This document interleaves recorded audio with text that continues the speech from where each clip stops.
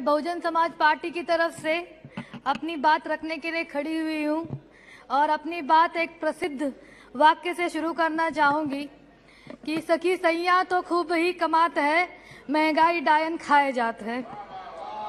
महंगाई की मार से आज हर वह व्यक्ति पीड़ित है जो आर्थिक रूप से कमज़ोर है। खासकर ग्रामीण क्षेत्रों में हमारा किसान सबसे ज़्यादा इस महंगाई की मार को झेल रहा है। सरकार का जहां दावा था कि 2022 में वो किसान की आय दोगुनी करेगी, लेकिन बहुत दुख के साथ कहना पड़ रहा है कि किसान की आय आधी हो गई है और महंगाई की मार दोगुनी से तिगुनी हो गई है।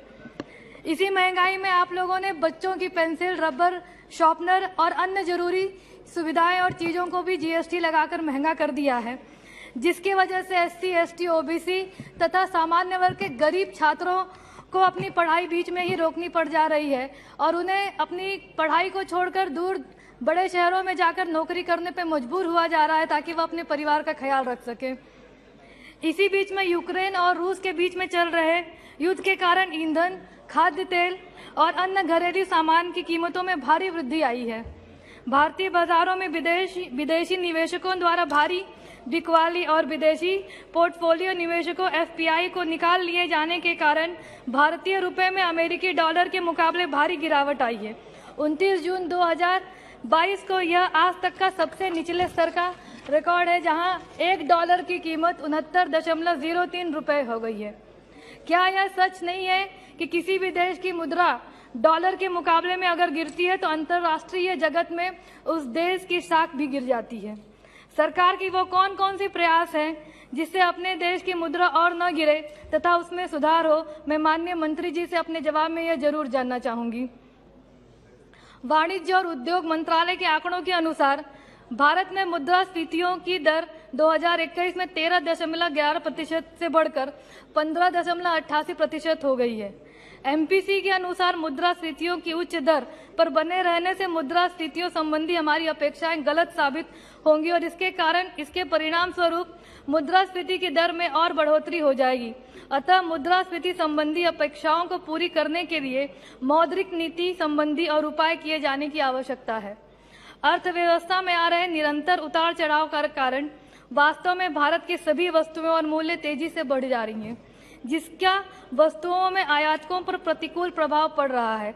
मार्च 2022 की शुरुआत में कच्चे तेल की कीमत $140 प्रति बैरल थी, जो कि 14 वर्षों में सबसे ज़्यादा अधिक है, जिसके कारण भारत में पेट्रोल, डीजल, घरेलू गैस की कीमतों में भारी बढ़ोतरी आई है। सरकार ने उज्ज्वला योजना के तहत ढेर सारे सिलेंडर तो बांटे और कई सारे दावे किए, लेकिन आज गांव में वो हालत है कि लोगों के सिलेंडर भूसे में रखे जा रहे हैं। उनके पास इतनी आमदनी नहीं है कि उस सिलेंडर को दोबारा भरवा सकें। फल, सब्जी और अन्य खाद्य पदार्थों के दाम भी आसमान छू रहे हैं। पहले ही बढ़ी हुई महंगाई से जनता त्राही हो रही है और जनता के हितों का ध्यान न रखकर दोबारा जीएसटी की दरों में सरकार ने वृद्धि की है, जिससे महंगाई की आग में और घी डालने का काम हो रहा है। आज आम आदमी की थाली से दही, पनीर, लस्सी, शहद, सूखा मखाना, सोयाबीन, मटर, गेहूं और अन्य अनाज तथा मुरमुरे पर 5% की जीएसटी लगा दी गई है।